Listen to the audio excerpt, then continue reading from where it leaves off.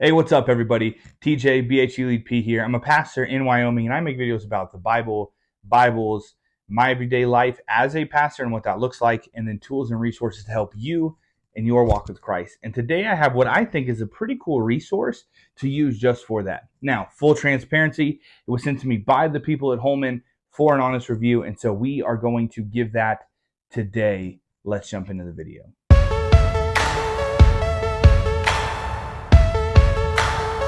What we're going to be talking about today, I think, is something that you should add, even though when I requested this for review, I wasn't sure if it was necessary. I watch a lot of Bible study content on YouTube, and people kept bringing up these types of materials, and I just didn't know if it was necessary. And what are we talking about today? The Holman Bible Atlas. Now, at first glance, it's pretty big. It's a big book, almost like a textbook. And no, it's not like an atlas. What do I mean by that? When I originally ordered this, I thought I was going to get something that was like a roadmap atlas, kind of like this one. This was a gift to me from a guy in the church who knew I was going on a pretty big road trip with my wife. He even, in Nevada, near Carson City, there's a place, a road, or maybe a city called Smith.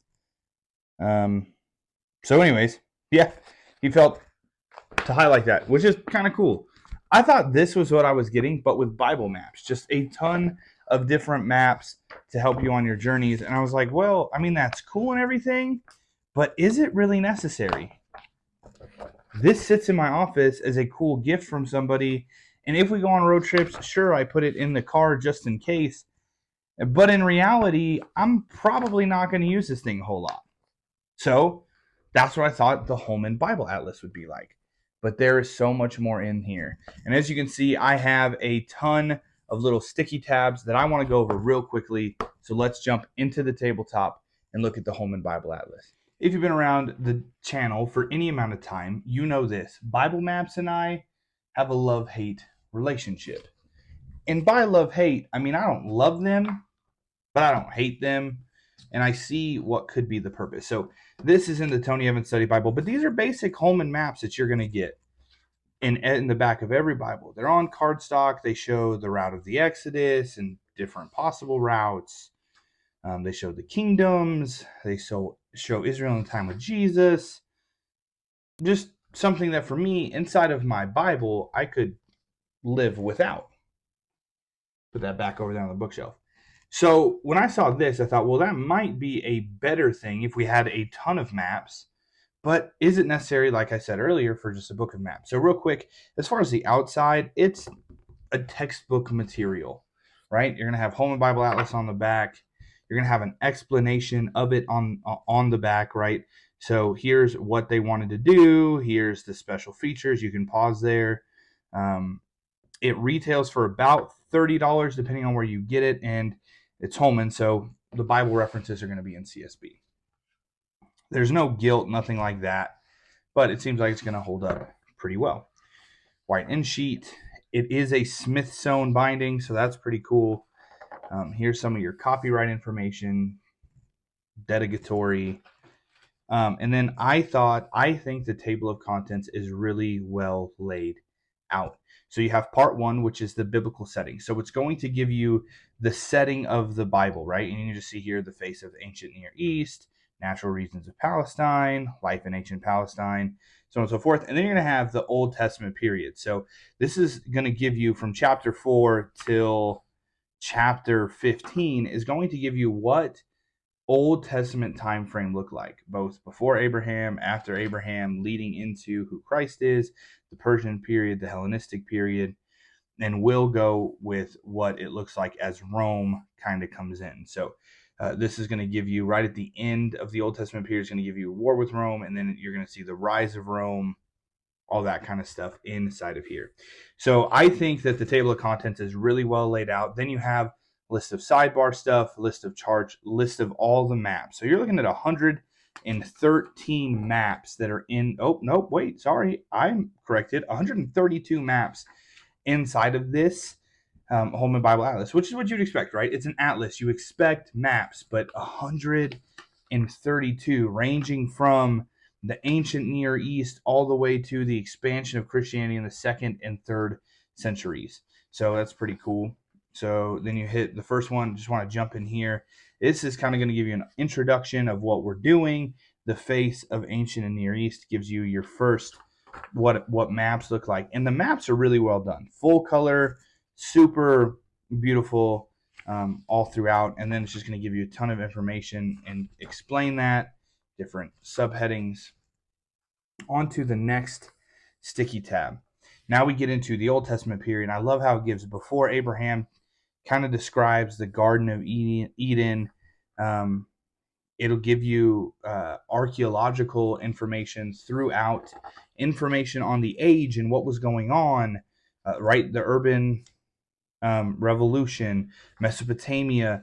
It's going to not just give you maps, but give you information on what is going on. And once you hit, I missed this, and I apologize for that. Once you hit the Old Testament, if you look the last page of the pre-Bible era or early Near East era section, so part 1, there's nothing up here except, right, life in ancient Palestine, the Holman Bible Atlas. Well, when you switch to here, you have before Abraham, and then you start to see a timeline of what you're covering where you're reading, right? So it gives you the year up here and gives you what you're reading all throughout. And you're going to see that timeline if you follow as we go. It's going to give you a timeline of where you're at and where you're studying at. I thought this portion was interesting because I was curious, what routes do they give for Exodus? They give the route of Exodus and a breakdown of that. Location of Mount Sinai and possible route theories are in here. And if you're into that kind of stuff, boom, it's in here. They didn't just stick with one.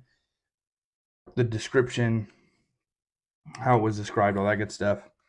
Then you're going to have a breakdown. I thought this was interesting.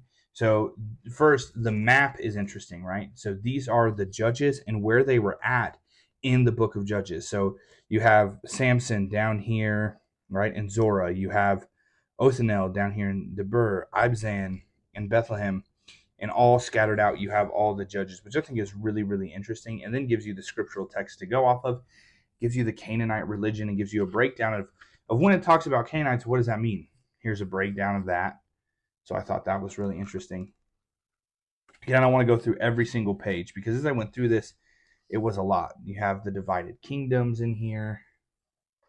Here you have a whole period of and section of the divided monarchy that's found in chapter 8 and chapter 9 of this book, and it gives you all of them. Boom. Just, oh my goodness. Both from Judah, Israel, gives you the prophets, Aram, Damascus, Assyria, Judah. I mean, just super awesome.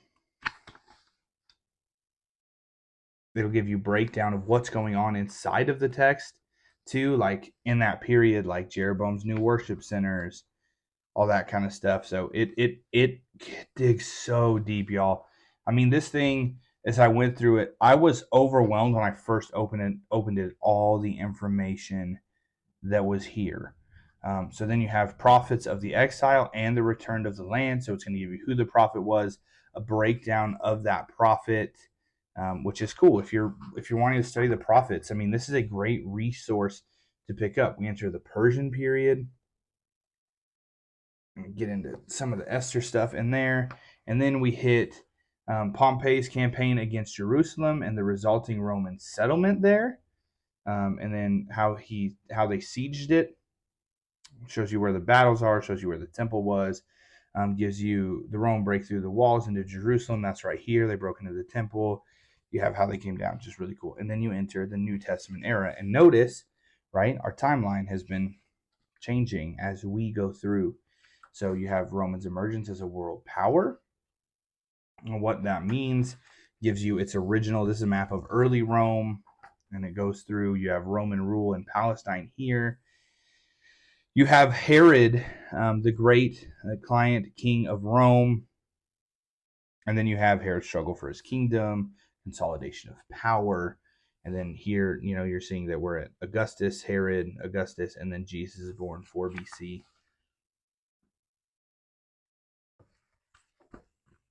and then you have the world of Jesus. So if you're like me and you saw Bible Atlas and you thought, well, I'm just going to get a bunch of Bible maps, maybe I don't need it. But look at this: Jewish religious groups in the Roman period. It gives you the Pharisees, a breakdown of who the Pharisees were; the Sadducees, a breakdown of who the Sadducees were; the Dead Sea Scrolls community. I mean, how cool is it to have that breakdown in the life and the ministry of Jesus, which I have that too, right? The birth of Jesus in his childhood. Here you have, now you can find this in like the CSB Study Bible. This map is in there as you read about the childhood of Jesus. And again, look, Herod, Augustus, boom, Jesus, Agrippa. What Galilee looked like. I mean, again, so many study materials. If you're going to study the word, a lot of times we need help understanding the context. Like in our church, we're in the book of Matthew, and we just went over the cost to follow Jesus, and where Jesus says, "Hey, man, let the dead bury their dead." For us, that seems so harsh because our understanding of a funeral is a day thing, maybe a weekend of mourning, 3 days of bereavement, maybe from work. But overall, like the funeral itself is a day long, maybe with a reception. So it would have been a mild inconvenience and following. But in Jewish time, if you study out what it looked like through study Bibles, through stuff like this, it'll help you see the context and why Jesus is saying that, right? Then we go into here and we have the life and ministry still, but we have the last week of Jesus, and it gives you a breakdown what happened from Sunday, right? The triumphant entry, what happens Monday, Tuesday, Wednesday. Gives you a breakdown. If you're into studying the Passion Week, man, this is a great thing to study and a great tool. It'll show you where he was, the Passion Week in Jerusalem, where he was going, what he did, all that good stuff. That, I mean, is important for us to know and really good information. If we're going to write in the King James in Timothy, it's a study to show thyself approved. If we're going to study, man, what a great tool to have extra tips or not even tips, but extra resources to help us find those. We've dealt with a lot of those in the last year, and we'll continue. Like I said, this year the focus is going to be extra study materials because this stuff is what's going to help us. The history of the ministry of Paul, expansion beyond Jerusalem. I'm going to show you kind of how that all goes. You're going to have a ton of Paul's missionary journeys in here, which the maps of those are cool. I encourage you to go look at them because, like, if you can see here, you may have to pause it. But he goes over, back, down, back around. Like, it's really interesting. It wasn't just always a straight line to a place. So sometimes as we listen to the Spirit's leading, I think we see in Paul's ministry, it may take us some time to get there. The Christian church from AD 70 to 300, what that looks like, which I think is, I mean, right? We want to know what that looks like. Consequences of the Jewish revolt. The churches of Revelation, it gives you a breakdown of those, what they look like. And then gives a small breakdown of each of the 7 churches and what that looked like. Now, one of the things that I did look for is Laodicea, because if you know, the water system in Laodicea was weird, and it's kind of what Jesus was talking about, right? Your water that Laodicea had was neither cool or refreshing or hot and therapeutic, and so it was just kind of this middle useless water that was there. And so then as you get to the back, you're just going to have more resources. Like here we have the bibliography here, pretty good there, and then we have an index of people and places. And gives you the page to go find it, and then you reach the end. This Holman Bible Atlas made me realize Bible Atlases might just be one of the coolest tools we have. All that being said, if you're like me and you thought that a Bible Atlas, I know there's going to be someone in the comments that's like, are you ridiculous? Why would someone do that? If you hear the word Atlas and your brain automatically, like we used to study these all the time in school, goes to this, and you're like, a Bible Atlas, man, that's going to be overwhelming. How am I going to understand the maps? I'm telling you, do not hesitate. Pick up the Holman Bible Atlas. It's beautifully done. The layout is incredible. The text is readable. The maps are awesome. And I get it. again, if you're like me, you're like, well, less is more, right? Man, you can grab yourself a CSV study Bible. The ESV study Bible has some amazing maps in it, and they're inside of the text of Scripture. So as you are reading Scripture and studying Scripture and studying the study notes and the word studies that are in those Bibles and the maps, you can also study that. And I totally agree. This is going to give you more insight into the text that we're reading, into the culture even of where they are at. I'm telling you, pick up a Bible Atlas. It doesn't have to be Holman's, but this thing is incredible. I highly recommend this. If you're a student in college and just needing some extra stuff for your papers, and you're studying a Bible degree, obviously, Holman Bible Atlas is going to be a great tool for you. If you are a pastor or a youth pastor that's starting out your ministry and looking for extra study tools to throw in, I know that when I first started, that was a big deal for me. Man, I wish I would have picked a Bible Atlas up sooner than I did. So grab this. I'll leave a link in the description on where to get it. And thank you, Holman, for sending it. It's awesome. I'm excited to use it. Hey, as always, remember to keep the main thing the main thing. Don't worry about understanding the deep theological principles inside the text of Scripture. The first thing that you need to get is that Jesus is the way, the truth, and life, and the only name by which man must be saved. I hope you have a great day. What is your favorite? Scratch it. First question, do you use Bible maps? If so, how do you use them? And third, what is your favorite map to look at? Is it the life of Jesus? Is it Paul's missionary journeys? Is it early Israel and the Exodus? What is your favorite if you use them at all? Drop it in the comments, and I'll see you in the next one.